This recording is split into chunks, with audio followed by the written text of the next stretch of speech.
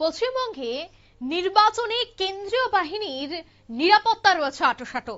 যে কোনো কিছু করলেই সঙ্গে সঙ্গে হচ্ছে অ্যাকশন। এবার অভিযোগ রয়েছে যে সেই অ্যাকশনই এবার আহত হয়েছেন তৃণমূল এজেন্ট। তৃণমূল কংগ্রেসের নির্বাচনী এজেন্টকে নাকি মারধর করেছে এবার কেন্দ্রীয় বাহিনীর জওয়ান, এমনটাই অভিযোগ। বাংলার ক্যানিং পশ্চিম বিধানসভা কেন্দ্রের ১১২ নম্বর বুথ থেকে এই ছবি উঠে আছে। তৃণমূলের নির্বাচনী এজেন্ট প্রদীপ দাসকে মারধরের অভিযোগ উঠল। প্রতিবাদে বুথের সামনে ভোট বয়কট করে বিক্ষোভ ভোটারদের এবং স্থানীয় মানুষের। তৃণমূল প্রার্থী পরেশ রামদাস ঘটনাস্থলে উপস্থিত হন। এলাকায় ব্যাপক উত্তেজনা তৈরি হয়। কেন্দ্রীয় বাহিনীর জওয়ানদের সাথে চরম বচসা এবং হাতাহাতি। অভিযুক্ত জওয়ানকে নিঃশর্তে ক্ষমার দাবি ওঠে, না হলে ভোট চালু হবে না বলেও হুঁশিয়ারি দেয় তৃণমূল প্রার্থী। ক্যানিং পশ্চিমবঙ্গের ১১২ নম্বর বুথের এই ঘটনা কি বলছেন তৃণমূল কর্মী, শোনাবো।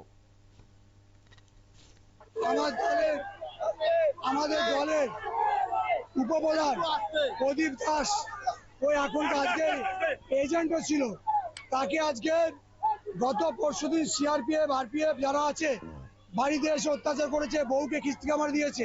আজকের পিসফুলি ভোট চলছে, ও ভিতরে এজেন্ট অবস্থা ছিল প্রদীপ দাস, তাকে সিআরপিএফ বের করে কুকুরের মতো মারধর করেছে।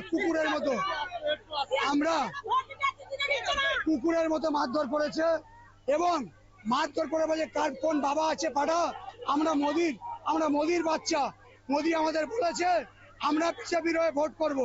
এলাকার লোক ঘেরাও করেছে, আমি ক্যান্ডিডেট হিসাবে খবর পেয়েছি, আমি এসেছি, আমি জিজ্ঞাসাবাদ করেছি, আমার উপর আমার ওটা বাজে ব্যবহার পুরো এলাকার মানুষ আজকে ঘিরে ধরেছে। আমরা যে মেরেছে স্কুল ঘরের ভিতরে আছে, ও বাইরে বেরিয়ে ক্ষমা চাইবে, তারপরে নলে এই ভোট, এখানে ভোট হবে না, ভোট বন্ধ থাকবে, পরে হবে। আপনারা শুনলেন, অর্থাৎ ভোট বয়কট করেছে তারা।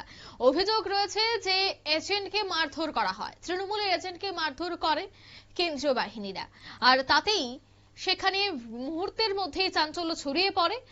সেখানকার কর্মী সমর্থকরা, বিশেষ করে তৃণমূলের কর্মী সমর্থকরা, তারা কিন্তু জানিয়ে দেয় সাফ, যদি ক্ষমা না চাওয়া হয় তবে ভোট দিতে দেওয়া হবে না, বয়কট করে দেওয়া হবে ভোট। ঠিক এই অভিযোগ কিন্তু উঠে আসে এবার ক্যানিং থেকে। নিয়ে নিচ্ছি ছোট্ট একটি বিজ্ঞাপন বিরতি, সঙ্গে থাকুন।